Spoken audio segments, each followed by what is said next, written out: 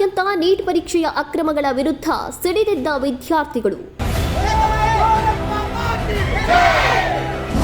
ಭಾರತೀಯ ರಾಷ್ಟ್ರೀಯ ವಿದ್ಯಾರ್ಥಿಗಳ ಒಕ್ಕೂಟ ಇಂಡಿ ಘಟಕದಿಂದ ಬೃಹತ್ ಪ್ರತಿಭಟನೆ.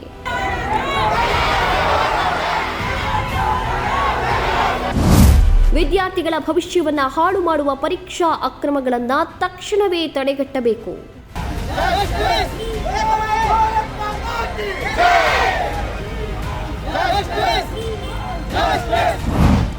ದೇಶದ ಲಕ್ಷಾಂತರ ವಿದ್ಯಾರ್ಥಿಗಳ ಭವಿಷ್ಯದ ಜೊತೆ ಚೆಲ್ಲಾಟವಾಡಿದೆ ಎನ್ನಲಾದಂತಹ ನೀಟ್ ಪ್ರಶ್ನೆ ಪತ್ರಿಕೆ ಹಗರಣವನ್ನ ಖಂಡಿಸಿ ಭಾರತೀಯ ರಾಷ್ಟ್ರೀಯ ವಿದ್ಯಾರ್ಥಿಗಳ ಒಕ್ಕೂಟ NSUI ಇಂಡಿ ಘಟಕದ ವತಿಯಿಂದ ಪ್ರತಿಭಟನೆಯನ್ನ ನಡೆಸಲಾಯಿತು.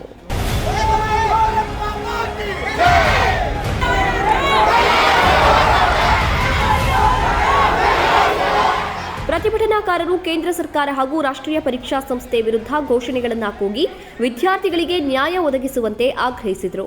ದೇಶದಾದ್ಯಂತ ನೀಟ್ ಪರೀಕ್ಷೆಯ ಅಕ್ರಮಗಳ ವಿರುದ್ಧ ಪ್ರತಿಭಟನೆಗಳು ಮುಂದುವರೆದಿರುವಂತಹ ಬೆನ್ನಲ್ಲೇ ಇಂಡಿಯಲ್ಲೂ ಈ ಹೋರಾಟಕ್ಕೆ ಬೆಂಬಲ ವ್ಯಕ್ತವಾಗಿದೆ. ಯಾವುದೇ ಪಕ್ಷಗೋಸ್ಕರ ಅಲ್ಲ, ಯಾವ ಜಾತಿಗೋಸ್ಕರ ಅಲ್ಲ, ಯಾವ ಧರ್ಮಕ್ಕೋಸ್ಕರ ಅಲ್ಲ, ಈ ಎಲ್ಲ ವಿದ್ಯಾರ್ಥಿಗಳು ಕೂಡಿದ್ದು ವಿದ್ಯಾಭ್ಯಾಸಕ್ಕೋಸ್ಕರ. ಇವೆಲ್ಲ ವಿದ್ಯಾರ್ಥಿಗಳನ್ನು ನೋಡಿದ ಕೂಡಲೇ ಈ ದೇಶದ ಒಂದು ನಾಚಿಕೆಗೆಟ್ಟ ಶಿಕ್ಷಣ ಮಂತ್ರಿ ಒಂದು ರಾಜೀನಾಮೆ ಕೊಡಲು ಯೋಗ್ಯವಿಲ್ಲ ಅಂತಂದ್ರೆ ಅದರೇ ನಮ್ಮ ಮಾನ್ಯ ಶಾಸಕರು ಕೂಡ ಹೇಳಿದರು.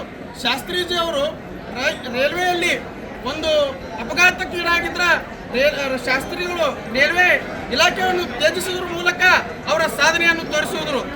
ನಮ್ಮ ದೇಶ ಯಾವ ರೀತಿಯಾಗಿದೆ ಅಂದರೆ ವಿದ್ಯಾರ್ಥಿಗಳನ್ನು ನಮ್ಮ ದೇಶದ ಮುಂದಿನ ನಮ್ಮ ಭವಿಷ್ಯವನ್ನು ಕತ್ಲು ಮಾಡ್ತಕ್ಕಂತಹ ಈ ಕೇಂದ್ರ ಸರ್ಕಾರ ಇನ್ನು ಮುಂದೆ ಆದರೂ ನಾವೆಲ್ಲ ವಿದ್ಯಾರ್ಥಿಗಳು ಎಚ್ಚೆತ್ತುಕೊಂಡು ಈ ಇಂಡಿ ನಗರದಲ್ಲಿ ಸೇರ್ತಕ್ಕಂಥ ಎಲ್ಲ ವಿದ್ಯಾರ್ಥಿಗಳು ಹಾಗೂ ನಗರದ ಎಲ್ಲ ಪದಾಧಿಕಾರಿಗಳು ಈ NSUIಗೆ ಎಲ್ಲರೂ ಪ್ರೋತ್ಸಾಹಿಸುವ ಮೂಲಕ ಹಾಗೂ ಬೆಂಬಲಿಸುವುದರ ಮೂಲಕ ನಿಮ್ಮ ಯಶಸ್ಸನ್ನು ತೋರಿಸಿದ್ದೀರಿ. ಈ ದೇಶದಲ್ಲಿ ನೀವು ವಿದ್ಯಾರ್ಥಿಗಳು ಈ ದೇಶದ ಈ ಭವಿಷ್ಯದ ಜೊತೆಗೆ ನೀವು ಆಟ ಆಡ್ತಾ ಇದ್ದೀರಿ. ಅದಕ್ಕೆ ನಾವು ಕೇಂದ್ರ ಸರ್ಕಾರಕ್ಕೆ ಮತ್ತೆ ಅದೇ ಮುಖಾಂತರವಾಗಿ ನೀವು ಈಗ ಒಂದು ವಾರದ ಹಿಂದೆ ನೀವು ಜಂತರ್ ಮಂತರ್ನಲ್ಲಿ ವಿದ್ಯಾರ್ಥಿಗಳ ಒಂದು ಹೋರಾಟವನ್ನು ಹತ್ತಿಕ್ಕುವ ಸಲುವಾಗಿ ನೀವು ಪೊಲೀಸರ ಮುಖಾಂತರ ಅವ್ರ ಮೇಲೆ ಹಲ್ಲೆ ಮಾಡಿ ನೀವು ಈ ದೇಶದ ಸಂವಿಧಾನ ಹಾಗೂ ಪ್ರಜಾಪ್ರಭುತ್ವವನ್ನು ಕಗ್ಗೊಲೆ ಮಾಡಿ ಸರ್ವಾಧಿಕಾರಿ ಧೋರಣೆಯನ್ನು ತೋರಿಸ್ತಾ ಇದ್ದೀರಿ. ಅದರ ವಿರುದ್ಧ ಈ NSUI ಯಾವತ್ತು ವಿದ್ಯಾರ್ಥಿಗಳ ಜೊತೆಗೆ ನಾವು ಹೋರಾಟ ಮಾಡಕ್ಕೆ ಸಿದ್ಧಿದ್ದೀವಿ.